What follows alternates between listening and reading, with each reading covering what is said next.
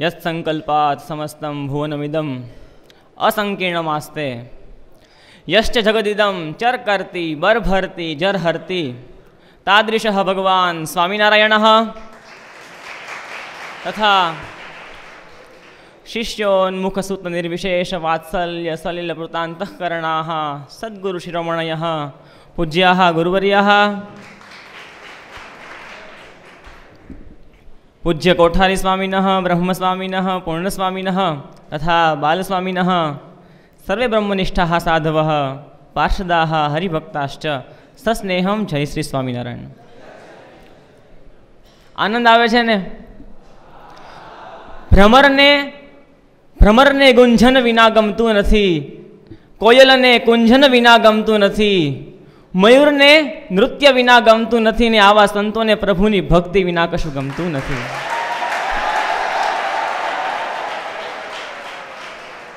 भारत देशः साधूनां देशः, दिव्यास्माकं परंपरा, दिव्यास्माकं संस्कृतिः।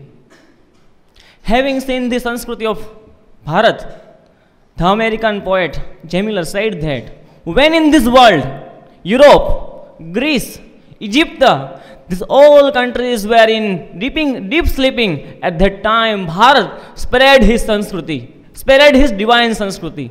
अर्थात कि जब इस जहां में इजिप्त, यूरोप, ग्रीस वो जब गाढ़ निद्रा में सो रहे थे ना, तब भारत ने अपनी संस्कृति से इस विश्व को उजागर किया था। ऐसा हमारा देश।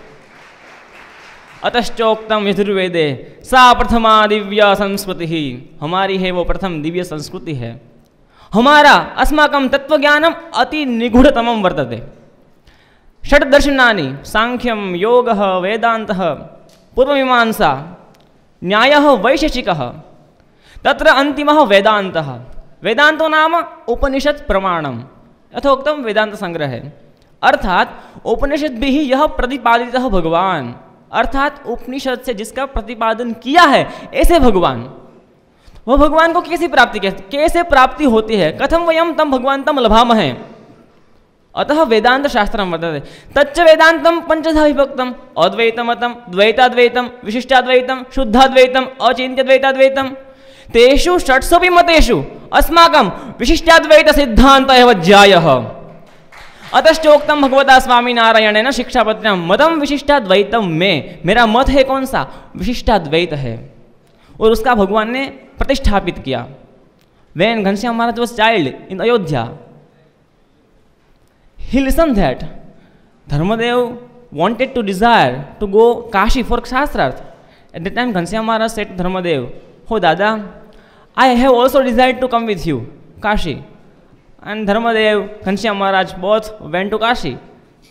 और जब काशी में गए, काशी में विद्वत सभा में एक और सब अद्वैत वेदांती बैठे थे, और एक और धर्मदेव और भगवान ने आसन ग्रहण किया।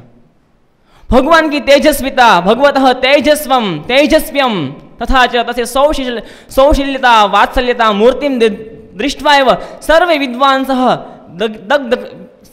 विद्वांसः चकिताः जाताः।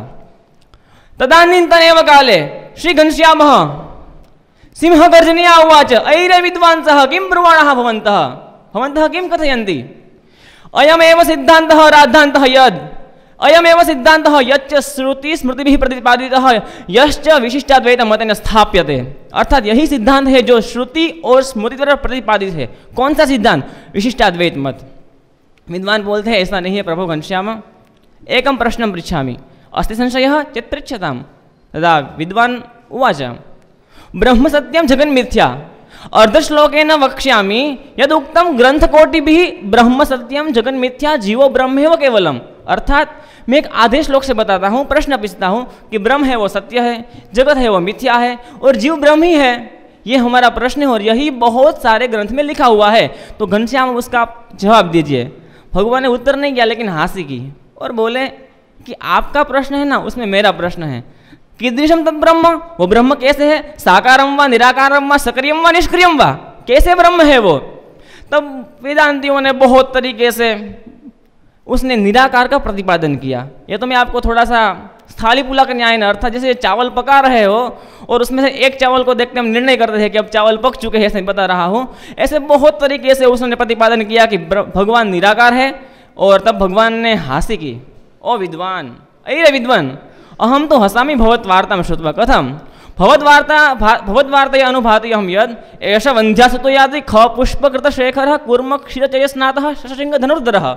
अर्थात आपकी बात तो ऐसी है, कोई अपुत्र माता का पुत्र जा रहा है, उसने आकाश में जो खिला हुआ पुष्प उसका ग्रहण किया है, उसने मृग तृष्णा में स्नान किया है, ये आपकी बात नितांत अशुद्ध है।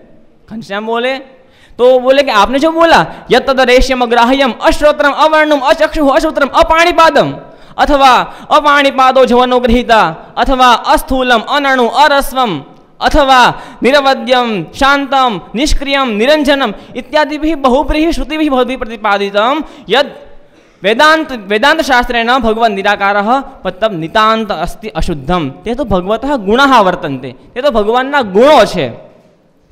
यदि तथा न भवेत् तथं कथं श्रुत्यां लिखितं यद येनैव जायते जातानि भूतानि येन जातानि भूतान्ति यत् प्रविशन्ति यत् अभिसंनिविशन्ति अथवा जन्माद्यस्य यतः यदि कथं लिखितं ब्रह्मसूत्रे अथवा रुक्मवर्णं कथं लिखितम् अथवा च हिरण्यश्मश्रुः हिरण्यकेशः स आपरणखात् सुवर्णः तस्य यथा पुण्डरीकम् इवाक्षिणी कथं प्रतिपादितम् एषु शास्त्रेषु तथा।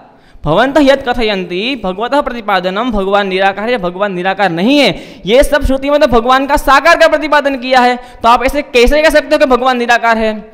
और यदि ऐसा न हो तो आखिर क्यों लिखा मुंडक उपनिषद में ऐसा क्यों लिखा, क्षीयन्ते चास्य कर्माणि तस्मिन् दृष्टे परावरे भिद्यते हृदय ग्रंथि ही छिद्यन्ते सर्वे संशयाः क्षीयन्ते चास्य कर्माणि तस्मिन् दृष्टे परावरे, कि जब हमको सबसे उच्च भगवान है उसके दर्शन होते हैं तभी हमारे हृदय ग्रंथि का भेद हो जाता है, तभी हमारे सर्वे संशय नष्ट हो जाते हैं, हमारे सर्वे कर्म नष्ट। ऐसा क्यों लिखा है।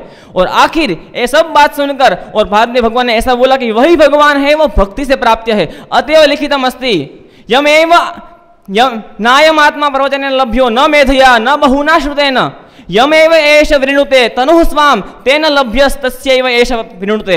अर्थात वह भगवान है अपनी भक्ति से प्रतिपादित होते हैं, विभिन्न होते हैं, और यदि वह भगवान जिसके प्रति प्रीति हो जाती है तो उसको अपना शरीर दे देते हैं। ये सब सुनकर घनश्याम महाराज की बात को काशी के विद्वान विदग्ध हो चुके, उसका जब संशय थे उसका निराकरण हो चुका, और अंत में काशी जो विद्वान की नगरी थी उसमें घनश्याम महाराज के विजय हुआ। और इसीलिए भगवान का एक नाम है साकार ब्रह्म वर्णनः जन्मंगल स्तोत्र में। और वही भगवान आज मारा ओरडे इसके पद में बोलते हैं मारू धाम छे रे अक्षर अमृत जेनु नाम तेमा हूँ रहूँ रे द्विभुज दिव्य सदा साकार। वाला भक्तो ए साकार भगवाननी सर्वोपरि उपासना करावे एवा आपने आज प्रगट गुरु मळ्या छे। तो अंत में तो वधु नहीं कहता, अधितम कथयितुं न इच्छामि परम एषः गुरुः मया लब्धः तस्य शरणं नीत्वा एव अहं मदीयं जीवनं व्यापयामि एवं च एषां साधूनां नमनं करोमि। अन्ते च एकं श्लोकं वर्णयामि।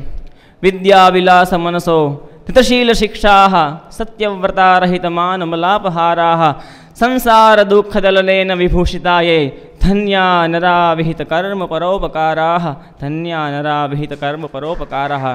साधून् गुरून् प्रणम्य विरमामि। अस्तु। जय श्री स्वामीनारायण। अगर ये वीडियो आपको पसंद आया हो तो लाइक करें और शेयर करना मत भूलिए। सब्सक्राइब करें सरदार कथा चैनल को और बेल आइकॉन पर क्लिक करना मत भूलिए लेटेस्ट वीडियो सबसे पहले पाने के लिए।